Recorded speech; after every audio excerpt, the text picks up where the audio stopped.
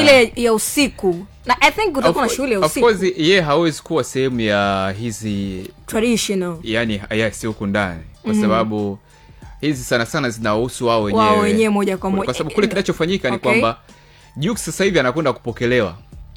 Sasa kumbuka kwa Jux yeye ndo alipokea. Kwa hiyo kule yeye anaenda kupokelewa na tambulishwa kule, si ndio? Lakini baada ya hapo atakuwa na hiyo ya usiku. Nilikuwa napata mawazo nikasema, mbona kama Garabi hataweza kumanage kuhost hii shughuli kwa uzuri? Kwa sababu gani?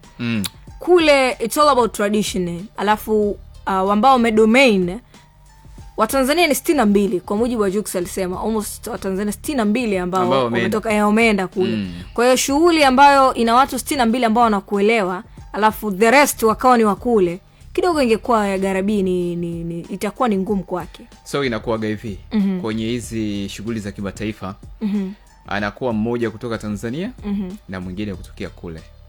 Okay, kuna wawili. Wanakuwa wawili. Hawezi kuwa peke yake kwa sababu ya kutengeneza uwiano kwenye mawasiliano. Waweze kuelewana sasa. Waweze kuelewana kwamba mimi ninacho deliver kwa watu wangu wa Tanzania waelewe vizuri, lakini sitowaacha ninyi wa Nigeria. Na ninyi wa Nigeria itakuwa na deliver hivyo. Kwa hiyo inawezekana hapo nimekupata, hapo ataweza. Lakini kwa vile nilikuwa nasema Garabi hawezi kusherehesha hapa.